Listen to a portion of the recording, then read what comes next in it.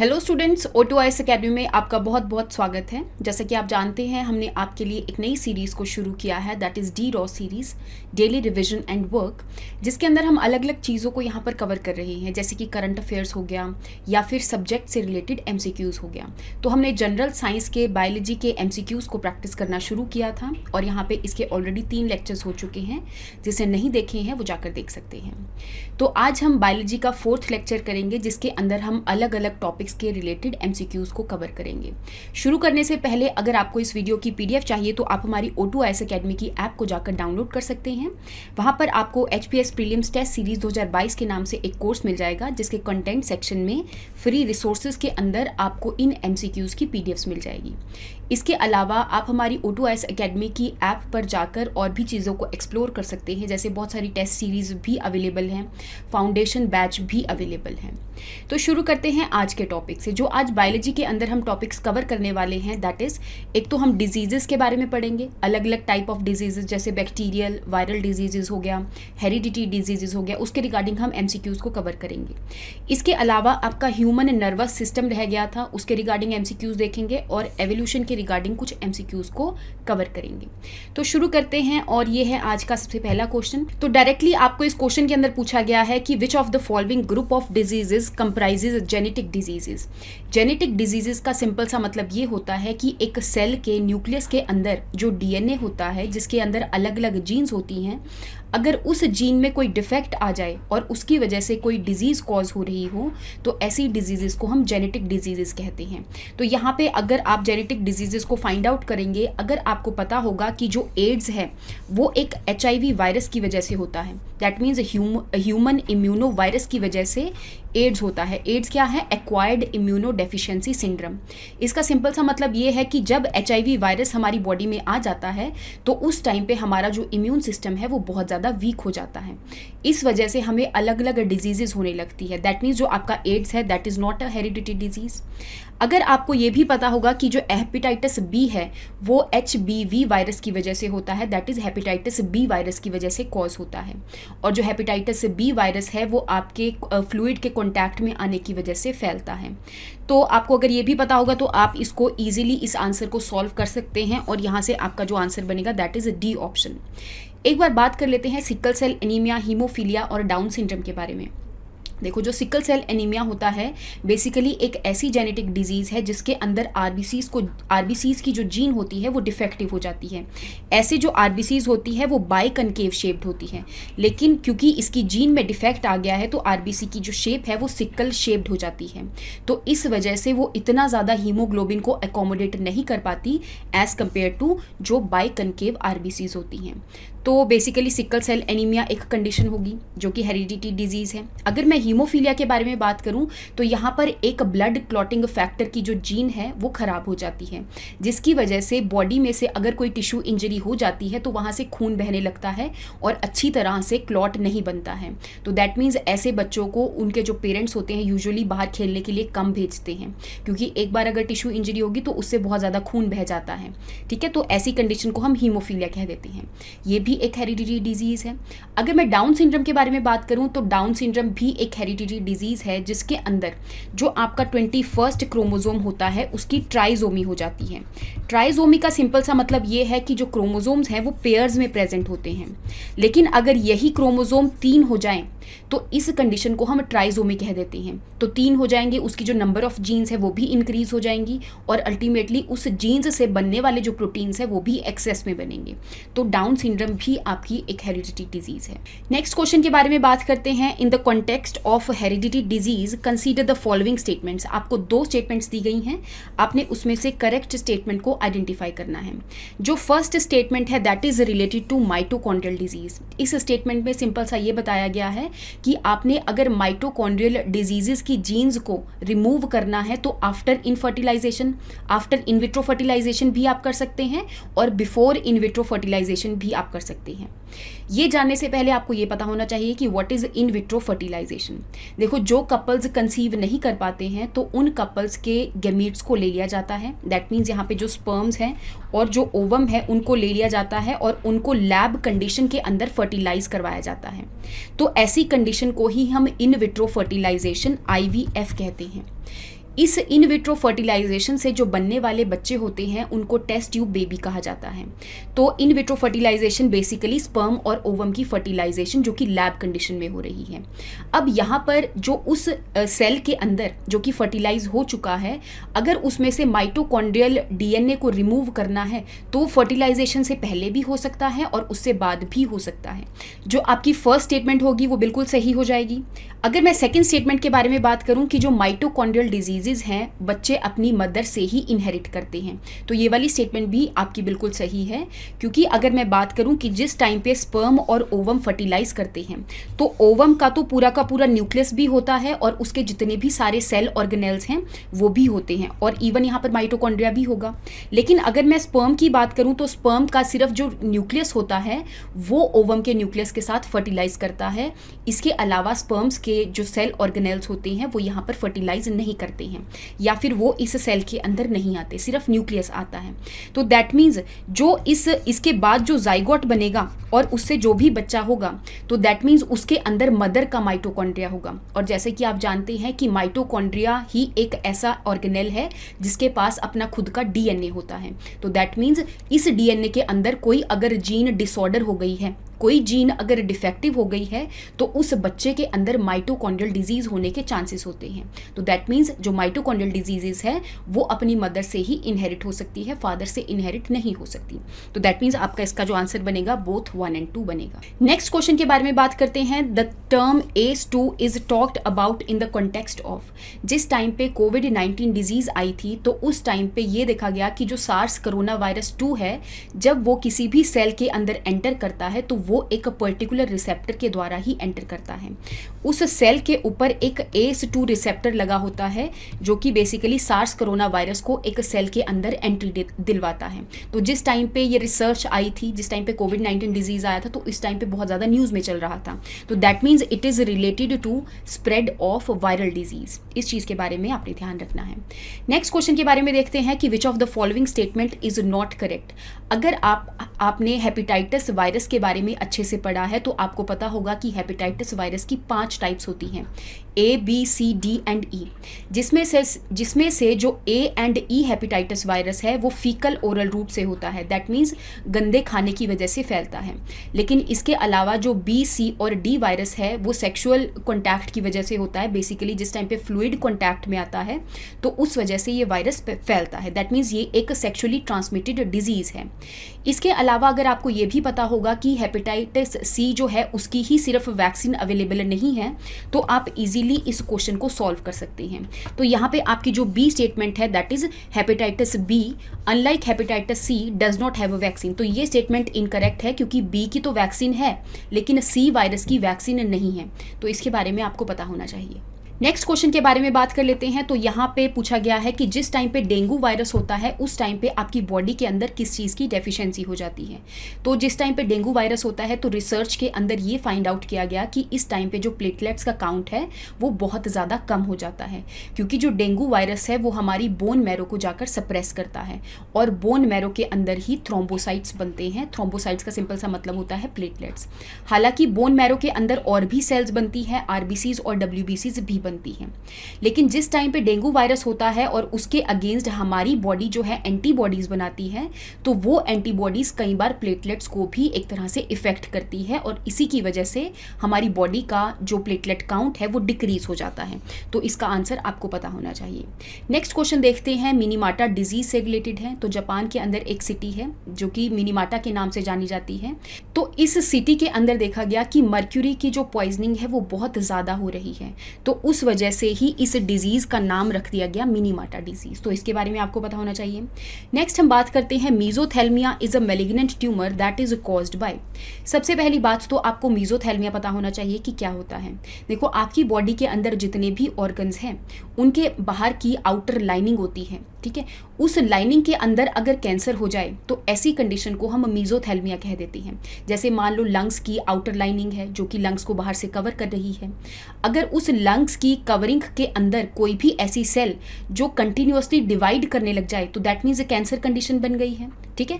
तो ये एक मैलिग्नेंट ट्यूमर है। मैलिग्नेंट ट्यूमर का सिंपल सा मतलब ये होता है जो एक जगह से दूसरी जगह में फैल जाता है। अगर एक सेल एक जगह पर ही डिवाइड कर रही है तो उसको हम बेनाइन ट्यूमर कह देते हैं। लेकिन अगर एक सेल उस जगह पर डिवाइड करने के बाद वहाँ से कुछ सेल्स छूटकर किसी और जगह पर जाकर डिवाइड करने लग जाए तो ऐसे ट्यूमर को हम मैलिग्नेंट ट्यूमर कहते हैं। तो मीजोथेल्मिया बिल्कुल एक मैलिग्नेंट ट्यूमर की ही कंडीशन है, लेकिन ये किस वजह से होती है? तो ये भी देखा गया कि एस्बेस्टॉस की पॉइजनिंग की वजह से ही मीजोथेल्मिया की कंडीशन बन जाती है, जिसके अंदर हमारा जो नर्वस सिस्टम है वो बहुत ज़्यादा इफेक्ट हो जाता है। दैट मीन्स हमारा जो नर्वस सिस्टम है बेसिकली हमारे जितने वॉलंटरी और इनवॉलंटरी एक्शंस को कंट्रोल करता है, तो ये एक्शंस फिर बाद में अच्छे से नहीं हो पाते हैं। दैट मीन्स फॉर एग्जांपल अगर मैं बात करूं ब्रीदिंग की, तो ये एक इनवॉलंटरी एक्शन है, तो सारे के सारे नर्वस सिस्टम से ही रिलेटेड होते हैं। तो एस्बेस्टॉस की पॉइजनिंग की वजह से ही आपको मीजोथेल्मिया लाइक कंडीशन हो जाती है। नेक्स्ट अगर मैं बात करूं कि यहाँ पर आपको 2 कॉलम्स दिए गए हैं, एक कॉलम के अंदर आपको डिजीजेस के बारे में दिया गया है और बी कॉलम के अंदर आपको सिम्टम्स के बारे में दिया गया है। आपने इसको मैच करना है। तो अगर आपको यहाँ पे कुछ डिजीजेस के बारे में पता होगा, जैसे कि अगर आपको कॉलेरा के बारे में पता है, जो कि विब्रियो कॉलेरा की वजह से होता है, जो कि एक बैक्टीरिया है और इसके अंदर हमारी जो इंटेस्टाइन है वो अफेक्टेड होती है और अल्टीमेटली इसके अंदर वाटरी स्टूल लाइक कंडीशन हो जाती है, बहुत ज़्यादा आपको लूज मोशन टाइप्स लग जाती है। तो यहाँ पे बी का 4th ऑप्शन जो है वो बिल्कुल करेक्ट होगा। अगर यहाँ से ही आप इसको आइडेंटिफाई करना चाहें तो यहाँ से ही आपका जो आंसर है वो निकल जाएगा, that is your B option. इसके अलावा अगर और भी मैं क्वेश्चंस को देखूं, जैसे कि जो ट्यूबरकुलोसिस है, जो टीबी है, वो बेसिकली लंग्स को इफेक्ट करता है और क्योंकि लंग्स को इफेक्ट किया है तो बहुत ज़्यादा कफिंग होने लग जाती है और यहाँ पे आपको जो कफिंग वाली कंडीशन है वो आपको फर्स्ट ऑप्शन के अंदर मिलेगी। तो दैट मीन्स सी का ऑप्शन जो है वो फर्स्ट बनेगा। इसके अलावा अगर मैं चिकन पॉक्स के बारे में बात करूँ तो जिसके अंदर बॉडी के ऊपर बहुत ज़्यादा ऐसे स्कैब्स वगैरह बन जाते हैं, तो यहाँ पे आपको देखने को मिलेगा कि जो डी ऑप्शन है उसका 3rd ऑप्शन बिल्कुल करेक्ट है। इसके अलावा जो टाइफाइड फीवर है, इसके अंदर बहुत ज़्यादा बुखार चढ़ता है और इसके अलावा स्किन के ऊपर भी थोड़े से रैशेज हो जाते हैं। तो यहाँ से आप आंसर को आइडेंटिफाई कर सकते हैं। नेक्स्ट क्वेश्चन की टूवर्ड्स चलते हैं। नेक्स्ट क्वेश्चन है the element which is generally absorbed by plant along with zinc. तो आउच डिजीज, जिसको हम एटाई डिजीज भी कहते हैं, ये भी जापान से ही शुरू हुई थी। बेसिकली वहाँ पे बहुत ज़्यादा माइनिंग होने की वजह से कैडमियम की बहुत ज़्यादा पॉइजनिंग हो गई थी और इसकी वजह से ही ये डिजीज़ जो है वो कॉज हो गई। तो आपने ध्यान रखना है कि कौन से आयन की वजह से या फिर कौन से एलिमेंट की वजह से और उसकी पॉइजनिंग होने की वजह से कौन सी डिजीज़ कॉज होती है। नेक्स्ट क्वेश्चन के बारे में बात कर लेते हैं कि रिसेंटली दोस्तारलीमैब न्यूज़ के अंदर था, तो वो किस चीज़ से रिलेटेड है। तो रिसेंटली आपकी न्यूज़ में भी चल रहा था, यूएसए के अंदर 12 पेशेंट्स को रेक्टल कैंसर से रिकवर किया गया है और उनका जो रेक्टल कैंसर है बेसिकली उसको ठीक किया गया है एक पर्टिकुलर ड्रग देकर। और वो जो ड्रग है बेसिकली दोस्तारलीमैब, जो कि जेम्प्रिल के नाम से बिक रहा है, वो बेसिकली आपकी एंटीबॉडीज़ ही है। दैट मीन्स ये कैंसर को ठीक करने के लिए इम्यूनोथेरेपी है। तो आपका आंसर बनेगा फर्स्ट। एक बार देख लेते हैं इसके अंदर हुआ क्या है। देखो दोस्तारलीमैब मैंने आपको बता दिया कि ये एक मोनोक्लोनल एंटीबॉडीज़ है। मोनोक्लोनल एंटीबॉडी का सिंपल सा मतलब ये होता है कि ये एक पर्टिकुलर रिसेप्टर के लिए ही एक एंटीबॉडी है जो कि उसके साथ जाकर लगती है। फॉर एग्जाम्पल ये PD1 रिसेप्टर के लिए है और PD1 रिसेप्टर से जाकर ये जो मोनोक्लोनल एंटीबॉडी है वो लग जाती है और अल्टीमेटली एक कैंसर सेल से जो आपका T सेल है वो PD1 रिसेप्टर से जुड़ जाता है। लेकिन अगर उसके अगेंस्ट हमने एंटीबॉडीज़ बना दी और अल्टीमेटली वो एंटीबॉडीज़ PD1 रिसेप्टर के साथ जाकर जुड़ गई, तो यहाँ पे जो कैंसर सेल है और जो T सेल है उसका कनेक्शन टूट जाएगा और अल्टीमेटली जो T सेल है वो इस कैंसर सेल को किल कर पाएगा। तो इस चीज़ के लिए इम्यूनोथेरेपी दी गई जो कि कैंसर सेल्स को किल करने के लिए दी जाती है। तो ये रिसेंटली न्यूज़ में चल रहा था, इसके बारे में भी आपने ध्यान रखना है। और जो दोस्तारलीमैब है वो जेम्प्रेली के नाम से बिक रहा है, बहुत ही ज़्यादा महंगी दवाई है ये, तो बेसिकली कैंसर को ठीक करने के लिए लाई गई है। नेक्स्ट क्वेश्चन के बारे में बात करते हैं। Which of the following statement is not correct. कौन सी स्टेटमेंट इसमें से करेक्ट नहीं है उसको आइडेंटिफाई करना है आपने। तो यहाँ पे आपका नर्वस सिस्टम से रिलेटेड कुछ स्टेटमेंट्स दी गई हैं। इन द सेम वे इस क्वेश्चन के बारे में अभी मैं आपको एक्सप्लेनेशन बताती हूँ। आपने क्या करना है, वीडियो को पॉज करके सारी स्टेटमेंट्स को पढ़ना है और इसका आंसर देने की कोशिश करनी है। इन द सेम वे आपको सोमैटिक नर्वस सिस्टम, सिंपैथेटिक और पैरासिम्पैथेटिक नर्वस सिस्टम के रिगार्डिंग कुछ स्टेटमेंट्स दी गई हैं। तो एक बार यहाँ पे समझ लेते हैं कि ये सारी सारी चीज़ें होती क्या हैं। फॉर एग्जाम्पल अगर मैं नर्वस सिस्टम के बारे में बात करूं जो कि हमारे न्यूरॉन सेल्स से मिलकर बना होता है, इसके अलावा न्यूरोग्लायल सेल्स भी नर्वस सिस्टम को मिलकर बनाते हैं। तो यहाँ पे दो टाइप के आपको नर्वस सिस्टम देखने को मिलेंगे। एक तो है आपका CNS that is central nervous system, जिसके अंदर आपका ब्रेन और स्पाइनल कॉर्ड वाला पोर्शन हो जाता है। तो इस हिसाब से आपकी जो फर्स्ट स्टेटमेंट है कि ओनली ब्रेन इंक्लूड होता है सेंट्रल नर्वस सिस्टम में, तो ये आपकी गलत हो जाएगी और यहाँ से ही आपको इनकरेक्ट स्टेटमेंट का पता चल जाएगा। तो आपका आंसर फर्स्ट ही बनेगा। एक बार बाकी की स्टेटमेंट्स के बारे में भी देख लेते हैं। तो बाकी की स्टेटमेंट्स क्या हैं यहाँ पर। तो अगर मैं पेरिफेरल नर्वस सिस्टम के बारे में बात करूँ जो कि ब्रेन और स्पाइनल कॉर्ड को हटाकर जो बाकी का नर्वस सिस्टम है, न्यूरॉन्स है, उसको हम पेरिफेरल नर्वस सिस्टम कहते हैं। इसके दो पोर्शंस होते हैं, एक ऑटोनॉमिक नर्वस सिस्टम और एक सोमैटिक नर्वस सिस्टम। आपकी बॉडी की जितनी भी वॉलंटरी एक्टिविटीज़ हैं, जैसे कि आपने खुद की मर्जी से जो करी है, फॉर एग्जांपल हैंड की मूवमेंट करना अपनी मर्जी से, है ना, तो इन सब चीज़ों को हम सोमैटिक नर्वस सिस्टम के अंदर काउंट करते हैं। लेकिन आपकी बॉडी की जितनी भी इनवॉलंटरी एक्टिविटीज़ हैं, दैट मीन्स आपके ब्रेन और स्पाइनल कॉर्ड जिसको रेगुलेट करती हैं और आप खुद की वजह से उसको रेगुलेट नहीं कर सकते हैं, तो ऐसे नर्वस सिस्टम को हम ऑटोनॉमस नर्वस सिस्टम कहते हैं। अगेन ऑटोनॉमस नर्वस सिस्टम के भी दो पार्ट्स होते हैं, जैसे कि सिंपैथेटिक एंड पैरासिम्पैथेटिक। जिस टाइम पे आपकी बॉडी रेस्ट पर है उस टाइम पर आपका पैरासिम्पैथेटिक नर्वस सिस्टम काम करता है, क्योंकि उस टाइम पे आपको ब्रीदिंग रेट ज़्यादा नहीं चाहिए। इन द सेम वे उस टाइम पे आपको हार्ट बीट भी तेज़ नहीं चाहिए। लेकिन जिस टाइम पे आप बहुत ज़्यादा वर्स्ट कंडीशन में हैं, फाइट एंड फ्लाइट के मोड में हैं, तो उस टाइम पे आपका ब्रीदिंग रेट, हार्ट बीट बहुत ज़्यादा तेज़ होनी चाहिए, क्योंकि उस टाइम पे बॉडी को बहुत ज़्यादा एनर्जी की रिक्वायरमेंट होती है। इस टाइम पे जो नर्वस सिस्टम काम करता है उसको हम सिंपैथेटिक नर्वस सिस्टम कहते हैं। तो अगर मैं बाकी की स्टेटमेंट्स के बारे में देखूं कि जो सोमैटिक नर्वस सिस्टम है वो हमारी voluntary movement of skeletal muscles को एक तरह से कंट्रोल करता है, तो ये बिल्कुल सही है। बाकी की स्टेटमेंट्स को अगर देखूं कि सिंपैथेटिक नर्वस सिस्टम है उस स्ट्रेसफुल कंडीशन के अंदर काम करेगा, अभी समझाया, और पैरासिम्पैथेटिक नर्वस सिस्टम जो है जब बॉडी रेस्ट पे होती है उस टाइम काम करता है। तो ये तीनों की तीनों स्टेटमेंट करेक्ट है और इनकरेक्ट स्टेटमेंट आपकी सिर्फ फर्स्ट हो जाएगी। नेक्स्ट क्वेश्चन के बारे में बात करते हैं कि which of the following is not a reflex action. देखो रिफ्लेक्स एक्शन का मतलब सिंपल सा ये होता है कि ये एक इनवॉलंटरी एक्शन है। इनवॉलंटरी एक्शन का सिंपल सा मतलब है कि आपकी मर्जी से ये नहीं हुआ है। रिफ्लेक्स एक्शन होने के लिए आपको स्टिमुलस की ज़रूरत होती है। स्टिमुलस का सिंपल सा मतलब ये क्या है कि फॉर एग्जांपल एक वाटर का ग्लास है या तो वो हॉट है, ठीक है, और जैसे ही आपने उसको टच किया तो एकदम आपने हाथ को पीछे हटा लिया, दैट मीन्स जो हॉट वाटर है वो आपका स्टिमुलस की तरह बिहेव कर रहा है, और आपने जो हाथ पीछे हटाया है वो कोई वॉलंटरी एक्शन नहीं था, वो इनवॉलंटरी एक्शन था, क्योंकि आपके स्पाइनल कॉर्ड से मैसेज आया था कि अगर आपने हाथ नहीं हटाया तो आपका हाथ जल जाएगा। तो दैट मीन्स रिफ्लेक्स एक्शन होने के लिए स्टिमुलस का होना ज़रूरी है और आपकी इनवॉलंटरी एक्शन होता है ये। तो अगर मैं मूवमेंट ऑफ हैंड की बात करूं जो कि विदाउट स्टिमुलस है और हमारी मर्जी से हो रही है, तो ऐसे मूवमेंट को हम रिफ्लेक्स एक्शन काउंट नहीं करते हैं। लेकिन हाँ, अगर वो स्टिमुलस की वजह से हुआ है और इनवॉलंटरी है तो ऐसी मूवमेंट को हम रिफ्लेक्स एक्शन के अंदर ही काउंट करेंगे। फिलहाल के लिए जो बाकी के ऑप्शंस हैं, जैसे कि सलाइवेशन होगी, उसके लिए जो स्टिमुलस होता है जैसे कि अच्छा खाना, तो उसकी वजह से आपकी सलाइवेशन होने लग जाती है। दैट मीन्स अच्छा खाना जो है वो एक स्टिमुलस की तरह बिहेव कर रहा है, और क्योंकि सलाइवेशन होना आपके कंट्रोल में नहीं है, इनवॉलंटरी एक्शन है।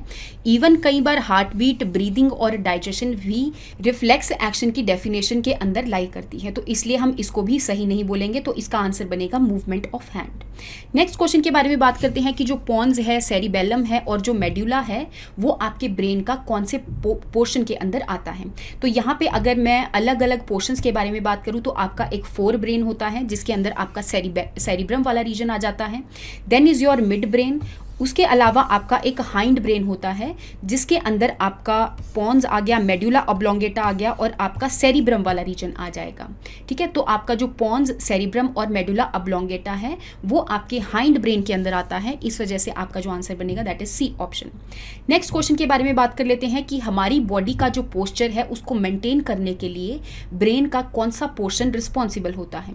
तो यहाँ पे आपका जो सेरिब्रम वाला पोर्शन है जिसको छोटा दिमाग भी कहा जाता है, यही पोर्शन आपकी बॉडी के पोस्चर को बेसिकली रेगुलेट करता है। तो यहाँ पे इसका आंसर भी क्या बनेगा, हाइंड ब्रेन बनेगा। हाइंड ब्रेन के अंदर भी सेरिब्रम वाला पोर्शन बनेगा। नेक्स्ट क्वेश्चन के बारे में बात कर लेते हैं कि which of the following statement is incorrect. तो इसमें से आपको ईयर के रिगार्डिंग कुछ स्टेटमेंट्स दी गई हैं जो कि आपके नर्वस सिस्टम के अंदर ही हम सेंस ऑर्गन्स को पढ़ते हैं। तो यहाँ पे इसमें से आपने इनकरेक्ट स्टेटमेंट को आइडेंटिफाई करना है। फर्स्ट स्टेटमेंट है आपकी कि जो यूस्टैशियन ट्यूब है वो फेरिक्स वाले रीजन में ओपन अप होती है जो कि मिडल ईयर से आ रही है। तो आपका जो मिडल ईयर है जिसके अंदर आपके ईयर ऑसिकल्स प्रेजेंट होते हैं।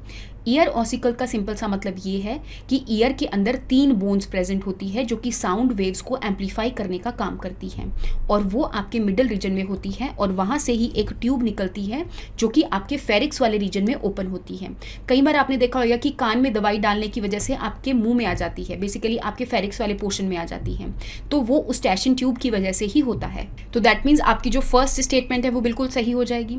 अगर मैं सेकेंड स्टेटमेंट के बारे में बात करूँ कि steps is the smallest bone in human body, तो ह्यूमन बॉडी के अंदर जो ह्यूमन ईयर होता है उसमें सबसे छोटी बोन प्रेजेंट होती है जिसको हम स्टेप्स के नाम से भी जानते हैं। तो अगर आप देखोगे कि आपके मिडल ईयर के अंदर 3 ऑसिकल्स प्रेजेंट होती हैं, दैट मीन्स 3 बोन्स प्रेजेंट होती हैं। कौन कौन सी? एक है मैलियस, फिर है इनकस और फिर है स्टेप्स, जिनको हम हैमर, एनविल और स्टरप के नाम से भी जानते हैं। और इसमें से जो थर्ड बोन होती है दैट इज जो स्टेप्स होती है वो सबसे स्मॉलेस्ट बोन होती है।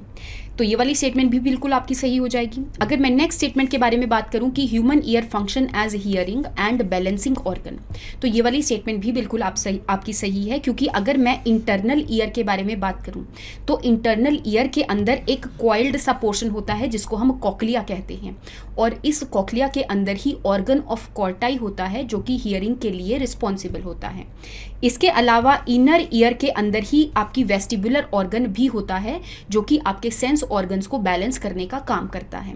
तो ये वाली स्टेटमेंट आपकी बिल्कुल सही हो जाएगी। अगर मैं नेक्स्ट बात करूं कि hearing organ is present in middle ear, तो अभी मैंने आपको समझाया कि हियरिंग ऑर्गन जो कि आपके ऑर्गन ऑफ कॉर्टाई है वो आपका इनर ईयर में प्रेजेंट होता है, मिडल ईयर में प्रेजेंट नहीं होता।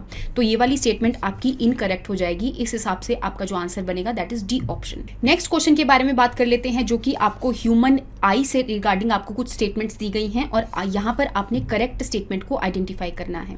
जो फर्स्ट स्टेटमेंट है आपकी कि human I consist of crystalline concave lens, तो कॉनकेव लेंस कुछ ऐसा दिखता है और ह्यूमन आई के अंदर कॉनकेव लेंस नहीं होता बल्कि कॉन्वेक्स लेंस होता है। तो ये वाली स्टेटमेंट आपकी गलत है। अगर आप यहाँ से फर्स्ट स्टेटमेंट को एलिमिनेट करना चाहें तो आप 2 ऑप्शंस को एलिमिनेट कर सकते हैं। नेक्स्ट स्टेटमेंट के बारे में बात करते हैं कि जो प्यूपिल ऑफ आई है वो हमारी ब्राइट और डिम लाइट के अकॉर्डिंग साइज को एडजस्ट करता है। तो ये वाली स्टेटमेंट बिल्कुल आपकी सही हो जाएगी, क्योंकि यहाँ पर अगर मैं आई के अंदर जो बिल्कुल ब्लैक वाला पोर्शन होता है जहाँ से सारी की सारी जो लाइट है वो अंदर एब्जॉर्ब हो जाती है, उसी चीज़ को हम प्यूपिल कहते हैं। जिस टाइम पे बहुत ज़्यादा ब्राइट लाइट होगी उस टाइम पे जो हमारा प्यूपिल है वो कॉन्ट्रैक्ट हो जाता है और अल्टीमेटली प्यूपिल छोटा हो जाता है। अगर मैं बात करूँ जिस टाइम पे डिम लाइट होगी तो ऐसे आप बड़ी बड़ी आंखें खोल के देखते हैं, तो दैट मीन्स उस टाइम पे जो प्यूपिल है वो डायलेट हो गया है। तो दैट मीन्स जो प्यूपिल है वो लाइट के अकॉर्डिंग अपने साइज को एडजस्ट करता है। तो सेकंड स्टेटमेंट भी बिल्कुल आपकी सही है। तो यहाँ पे सेकंड, थर्ड और जो फोर्थ स्टेटमेंट है वो दोनों ऑप्शंस में कॉमन है। तो बेसिकली आपको सिर्फ फिफ्थ स्टेटमेंट को ही चेक करना है। तो यहाँ पे अगर मैं फिफ्थ स्टेटमेंट को चेक करना चाहूँ कि rods in the retina is sensitive to light and cones is sensitive to colour, तो जैसा कि आप जानते हैं कि आपके रेटिना के अंदर दो टाइप के सेल्स आपको देखने को मिलेंगे, एक रॉड्स और एक कोन्स। जिस टाइम पे आप किसी चीज़ के कलर को आइडेंटिफाई करते हैं दैट मीन्स आपके रेटिना के अंदर कोन सेल्स काम कर रही हैं। सी से कोन्स और सी से आप कलर के हिसाब से इसको याद रख सकते हैं। लेकिन अगर मैं बात करूं कि ब्राइट और डिम लाइट के लिए तो आपके जो रॉड सेल्स हैं रेटिना के अंदर वो रिस्पॉन्सिबल होते हैं। तो यहाँ पे आपकी फिफ्थ स्टेटमेंट भी बिल्कुल सही हो जाएगी। तो इस हिसाब से आपका जो आंसर बनेगा दैट इज सी ऑप्शन। फिर भी एक बार बाकी की स्टेटमेंट्स को भी एक बार देख लेते हैं कि अगर मैं आइरिस के बारे में बात करूं तो जिसकी भी आंखों का जो कलर होता है that is just because of iris. तो अगर आप आंख के अंदर देखेंगे कि एक बिल्कुल ब्लैक सा पोर्शन होता है और उसके आसपास कलर्ड पोर्शन होता है, इसी कलर्ड पोर्शन को हम आइरिस के नाम से जानते हैं। तो ये वाली स्टेटमेंट भी बिल्कुल आपकी सही है। और अगर मैं ब्लाइंड स्पॉट के बारे में बात करूं तो ब्लाइंड स्पॉट जो है वो किस रीजन में प्रेजेंट होता है, दैट इज जहां से आपकी जो ऑप्टिक नर्व्स हैं वो ब्रेन की टूवर्ड्स एग्जिट कर रही हैं। तो ऐसे स्पॉट पे क्योंकि कोई भी रॉड और कोन सेल्स नहीं प्रेजेंट होती तो वहां पर कोई भी इमेज नहीं बन सकती। तो ऐसे स्पॉट को ही हम ब्लाइंड स्पॉट बट कह देते हैं। आई होप आपको यहाँ तक समझ में आया होगा। तो नेक्स्ट क्वेश्चन के टूवर्ड्स चलते हैं। The theory of chemical evolution, तो यहाँ पे आपको एवोल्यूशन के रिगार्डिंग क्वेश्चन दिया गया है। तो क्या क्वेश्चन है कि केमिकल एवोल्यूशन की जो थ्योरी है वो किसने प्रपोज करी थी? तो यहाँ पे इसका आंसर बनेगा ओपरेन एंड हेल्डेन। इसके रिगार्डिंग, केमिकल एवोल्यूशन के रिगार्डिंग आपने ये ध्यान में रखना है कि ओपरेन और हेल्डेन ने इस केमिकल थ्योरी को प्रपोज किया था, लेकिन इसका जो एक्सपेरिमेंटल एविडेंस है, दैट मीन्स एक्सपेरिमेंटली इसको किसने प्रूव किया? तो ये एक यूरे मिलर एक्सपेरिमेंट के द्वारा प्रूव किया गया था। तो दैट मीन्स आपका जो आंसर बनेगा ओपरेन एंड हेल्डेन बनेगा। इसके अलावा अगर मैं अर्न्स्ट हैकेल की बात करूं तो एवोल्यूशन के अंदर इनका जो कॉन्ट्रीब्यूशन है दैट इज बायोजेनेटिक लॉ इन्होंने दिया था। और जो लुईस पैस्चर है, अगर मैं इनके बारे में बात करूं तो इन्होंने बायोजेनेसिस लॉ के बारे में बताया था। दैट मीन्स जो लाइफ है बेसिकली वो लिविंग से ही आगे बढ़ी है। अगर मैं लुईस पैस्चर की कंट्रीब्यूशन के बारे में बात करूं एवोल्यूशन के अंदर, तो इन्होंने बायोजेनेसिस की थ्योरी दी थी। और बायोजेनेसिस की थ्योरी सिंपल सी ये कहती है कि जो लाइफ है वो प्री एग्जिस्टिंग लाइफ से ही बनी है बेसिकली। नेक्स्ट क्वेश्चन के बारे में देखते हैं। एवोल्यूशन के रिगार्डिंग आपको यहाँ पे 3 स्टेटमेंट्स दी गई हैं। आपने इसमें से आइडेंटिफाई करना है कि कौन कौन सी स्टेटमेंट करेक्ट है। तो सबसे पहले हेरिडिटी के बारे में आपको दिया गया है। हेरिडिटी का सिंपल सा मतलब ये होता है कि जो आपकी पेरेंट्स से जो जीन्स हैं वो आगे ऑफस्प्रिंग्स के अंदर जा रही हैं, ऐसी कंडीशन को ही हम हेरिडिटी कहते हैं। That means it is a phenomena of transfer of characters. That means genes के अंदर ही सारे के सारे कैरेक्टर्स होते हैं, पेरेंट्स से ऑफस्प्रिंग्स में जा रही हैं। तो ये स्टेटमेंट आपकी करेक्ट हो जाएगी। सेकंड स्टेटमेंट के बारे में देखूं अगर मैं कि वेरिएशन, क्योंकि यहाँ पर 2 पेरेंट्स इन्वॉल्व हैं तो कुछ जीन्स जो हैं वो मदर से आती हैं, कुछ जीन फादर से आती हैं, और अल्टीमेटली जो ऑफस्प्रिंग है उसके अंदर कुछ ना कुछ डिफरेंसेस एग्जिबिट होते हैं। तो इसी को ही हम वेरिएशन कहते हैं। अगर मैं लास्ट स्टेटमेंट के बारे में बात करूं यहाँ पे एवोल्यूशन के बारे में, तो जिस टाइम पे वेरिएशन बहुत सालों तक, मिलियन ऑफ ईयर्स तक कलेक्ट होती रहती हैं, तो अल्टीमेटली यहाँ पे कुछ ना कुछ नई चीज़ें आपको देखने को मिलेंगी। तो ऐसी चीज़ को ही हम एवोल्यूशन कहते हैं। अगर मैं इसका आपको एग्जाम्पल देने की कोशिश करूँ, जैसे कि जो जिराफ का नेक है पहले वो इतना ज़्यादा लॉन्ग नहीं होता था, लेकिन एवोल्यूशन के टाइम पे दैट मीन्स बहुत ज़्यादा वेरिएशन आने की वजह से बहुत मिलियंस ऑफ ईयर्स के बाद उनका जो नेक है वो लॉन्ग हो गया। तो इसी चीज़ को हम एवोल्यूशन कहते हैं। दैट मीन्स आपकी तीनों की तीनों जो स्टेटमेंट हैं वो यहाँ पर करेक्ट हो जाएंगी। सेकंड लास्ट क्वेश्चन के बारे में देखते हैं कि which of the following statement is correct. तो यहाँ पे एवोल्यूशन के अंदर जो हम अलग अलग ऑर्गन्स पढ़ते हैं उसके रिगार्डिंग कुछ स्टेटमेंट्स दी गई हैं। जैसे कि अगर मैं होमोलोगस ऑर्गन के बारे में बात करूँ तो जो होमोलोगस ऑर्गन होते हैं वो स्ट्रक्चर में तो सेम होते हैं, लेकिन वो अलग अलग फंक्शंस परफॉर्म करते हैं। जैसे कि मैन, चीता, व्हेल और बैट के जो जितने भी आपके 4 लिम्स की बात अगर मैं करूँ तो उनका स्ट्रक्चर सेम है। सबके अंदर आपको ह्यूमरस, अल्ना, रेडियस देखने को मिलेगा, ठीक है, लेकिन अलग अलग फंक्शंस हैं। जैसे कि वेल्स की जो ये ऑर्गन है वो बेसिकली फिन्स की तरह बिहेव करती हैं। दैट मीन्स इनका फंक्शन अलग है। इसके अलावा अगर मैं एनालॉगस ऑर्गन के बारे में बात करूं तो उनके स्ट्रक्चर डिफरेंट होते हैं लेकिन फंक्शन सेम होते हैं। जैसे कि अगर मैं बर्ड विंग की बात करूं तो यहाँ पे उनकी बोन्स होती हैं और अल्टीमेटली उनके यहाँ पे विंग्स होते हैं, लेकिन इंसेक्ट के अंदर कोई भी बोन्स नहीं होती। दैट मीन्स स्ट्रक्चर डिफरेंट है, लेकिन दोनों के फंक्शन क्या है कि उड़ने के लिए यूज हो रही हैं। तो अगर यहाँ पे मैं विंग्स ऑफ बटरफ्लाई और बर्ड की बात करूँ तो ये बेसिकली आपके एनालॉगस ऑर्गन्स हैं। इन द सेम वे जो 4 limbs of man and cow हैं ये आपके होमोलोगस ऑर्गन्स होते हैं। वेस्टिजियल ऑर्गन के बारे में अगर मैं बात करूँ कि हमारे एंसेस्टर्स के अंदर उनका कोई ना कोई यूज़ था, लेकिन जनरेशन बाय जनरेशन आगे जो जितनी भी जनरेशन है उनके अंदर उस ऑर्गन का कोई भी यूज़ नहीं है। जैसे कि अगर अपेंडिक्स की सर्जरी कर दी जाए और उसको रिमूव कर दिया जाए तो हार्डली ही कोई बेसिकली डिजीज़ देखने को मिलती है आपके अंदर, या फिर ऐसा देखने को मिलता है कि अपेंडिक्स का कोई भी फंक्शन जो है वो अब नहीं रहा है।